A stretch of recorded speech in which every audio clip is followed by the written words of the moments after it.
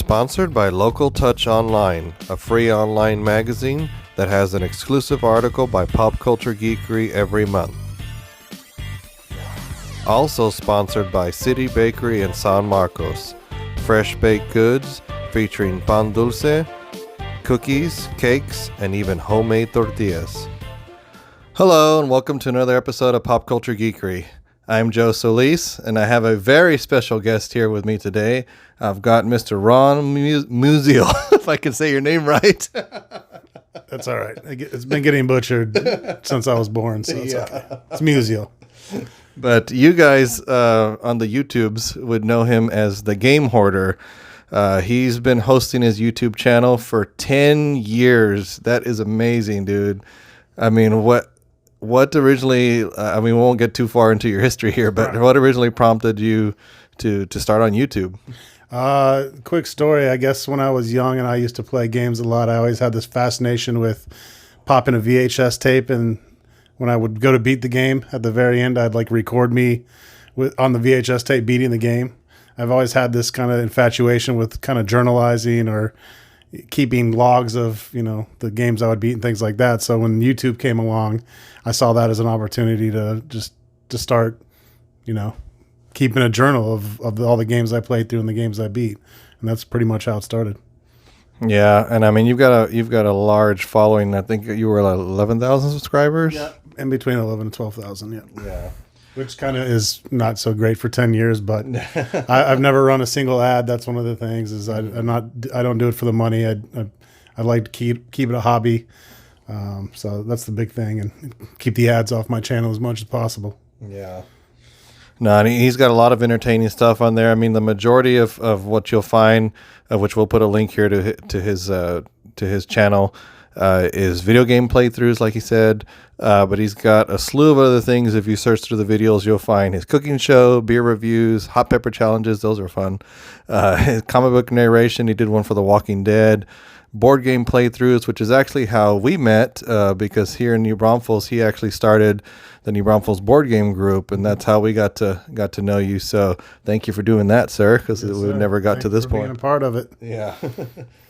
He was also pretty instrumental in helping us, get a reputation so we could open our store. So long history with the Game Horder here. So, and you actually, one more thing, you had a voice acting on what was the game again? It's called Quest for Infamy. It's on Steam. It's basically a throwback to the old Sierra point-and-click adventure games. It's modeled pretty much after the old Hero Quest, or what got renamed later because of the board game, Quest for Glory. And can't remember the company's name off the top of my head, but they did contact me based off of my YouTube channel. And so I am the voice of Lobo the Rogue in that game. If you ever play through it, it's actually a very fun, very amusing point-and-click adventure game. So check it out on Steam. Yeah, and by the way, if you do go check out Ron's channel, it is not safe for work or not safe for anybody under the age of 18, like you said. So more or less, yes. And let's face it, it's 2019, and most of you have heard everything by the age of 9. But it is, it is me at my most obnoxious and filthiest. It's basically if you had like a sailor.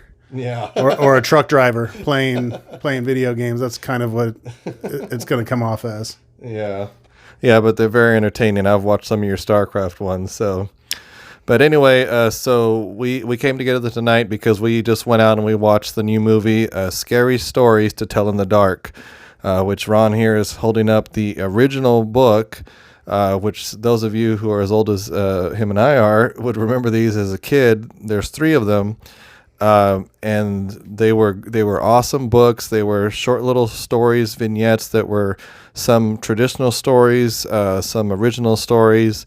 But I know one big draw for these books back in the day was the amazing artwork. Mm-hmm. I'm sure is that what caught your eye when you were a kid and found these books? I can't recall because it was an eon ago, but I definitely remember this cover. This cover with this decrepit zombie clown smoking a pipe. It's that sticks out, and then there was the art throughout it. It's got this very kind of creepy, eerie, everything is black and white, but they also play with shadows. Like, for instance, here's one. You can probably see that, but that's supposed to be a child, and that's a creepy looking child. So Yeah. the art is definitely, it is interesting, and probably in my youth that was something that would catch my eye. But I think the stories and how these were kind of engineered to be fire or campfire stories is really what drew me to them.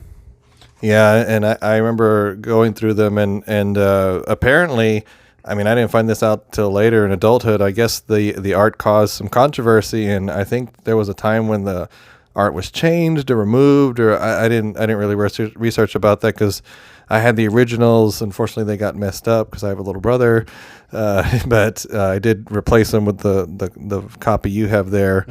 Mm-hmm. But yeah, so, I was pretty excited when they first announced this movie, and, they did announce that Guillermo del Toro was attached to it. I was hoping he was going to direct it, but he actually produced it. So we're going to probably just go ahead and do a spoiler review, because the hard thing about this movie that we found is that, it basically just has a narrative through it that they've incorporated the stories from the book. So it's not necessarily that we would spoil the movie, but if you've read the books, then you understand the stories we're going to talk about. If you haven't, then you're going to go in here cold turkey. So we're just going to go with spoilers here. So why don't we just get into it? I want to start with your thoughts, because unfortunately it kind of went the way I thought it was with you. So yeah, I'm into, the scary, gory kind of stuff. This is definitely came off and feels a lot more like something, like the young teenager would enjoy, or maybe even younger.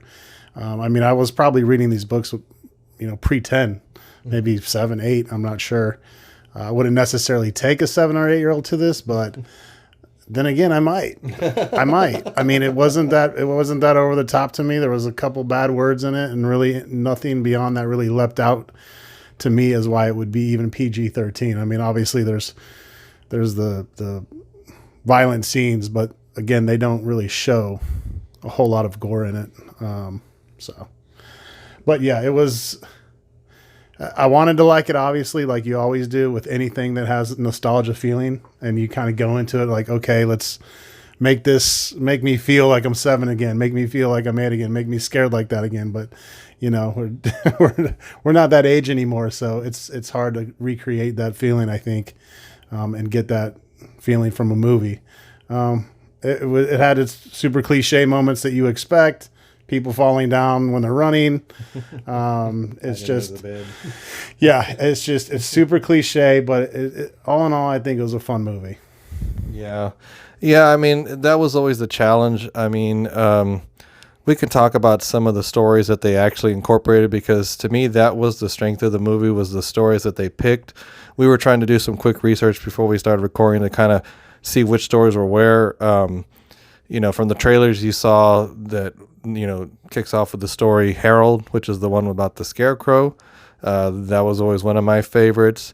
One thing I will say, they matched a lot of the creatures spot on. Like Harold was spot on, like right, straight out of the pages of the book. So. Right. Yeah. The characters are very well done. The creatures, they match the art, and I think that's what's going to tie a lot of people mentally from these movies to their childhood youth of reading these books, is they're going to be like, oh my God, I remember that illustration. That's it in the flesh, on the big screen anyways.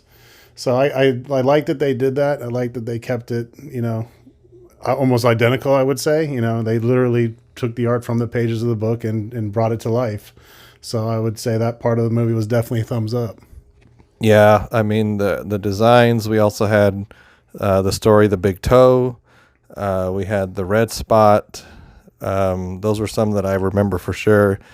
I didn't remember the red room, but I remember the creature. And I don't think you remember that one either, right? No, I honestly, when I had these books, I only remember having the first book. I might have had the second one, more scary stories or whatever, but I almost certainly didn't have the third one, which we found out that the Herald story didn't come out until the third book, I guess. I'm assuming the Red Spot, the Red Room were in book 2 or 3 as well.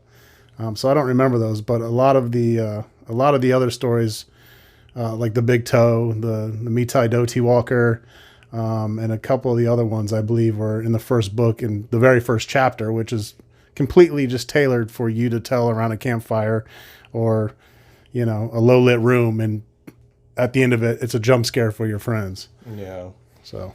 Yeah, I feel like I did some of those at some point in some party or something growing up. So, but yeah, we also had like you said, the Mitai Do Walker, which introduced the Jangly Man, which I don't know, like we said, I don't think it was in there like that. I feel like they created that creature. Right.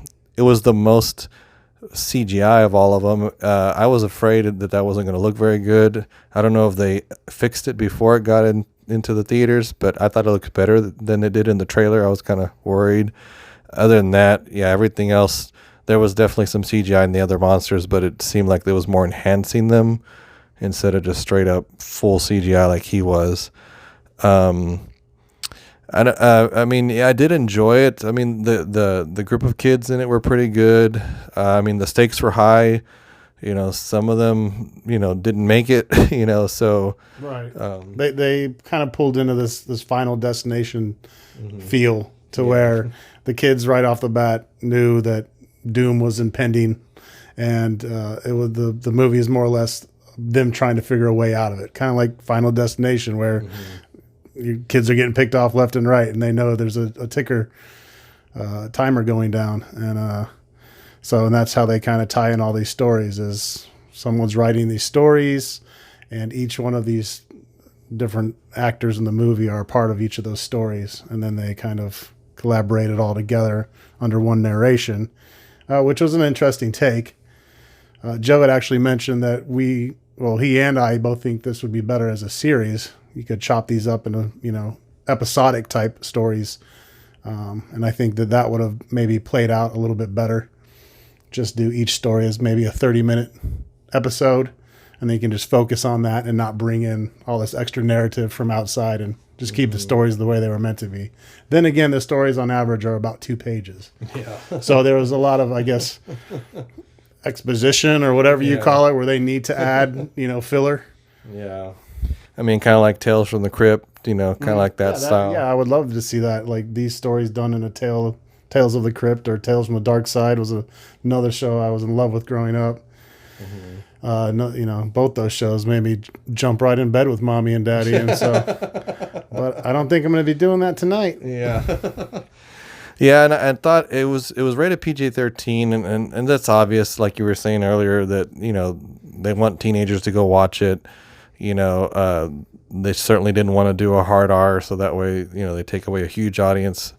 I mean, some of the things it's got going for it, as far as whether or not it's going to be successful, there's not really any big names in it, which also I guess helps with the stakes, because it's not like anybody's like a star to where you're like, oh yeah, this person's not going to die, So that kind of helped, but hopefully it helped keep the cost down too, because I would like to see more. We were looking through some of the other art online. I know there's a lot of other stories I didn't even touch on. I mean, I don't know this gimmick of the stories being written and them being threatened to die. I don't know if it'll work again, but maybe they could try to get creative about how to use the stories in the second one, because they definitely leave it open for more. So what do you think about that? Yeah, I mean, you definitely get this feeling that they're going to do more with it, I guess, if they make enough money off of this one. But hopefully I don't know. I would like to see it get creepier, scarier, gorier. Because these books, these stories from these books were kind of like the pinnacle of childhood scariness. Yeah. Like there was other scary books. Like to me, I was too old by the time Goosebumps came around, so I can't really relate the two. But to me, these have kind of like a just more adult, creepy vibe to them. The stories themselves. Than a lot of the other stories. So I'd like to see it go rated R, honestly. Yeah. Yeah, well, I mean, I would have enjoyed it more if it was just a bit more geared toward, Yeah. an adult audience. But it is what it is. Kind of like It. Yeah, it's perfect. And I mean, take the original It that they did years and years ago. That's something now where you watch it and it's still a little creepy. I mean, that I forget the old actor's name, but the old school Pennywise was unbelievably creepy for that time, and completely made that movie, I think. Yeah. But the new revamped one, I mean, they did such an excellent job, like keeping that creepy feeling that you felt when you were a kid, but now they're making you feel it as an adult. Yeah. And I thought that's why that movie was a success.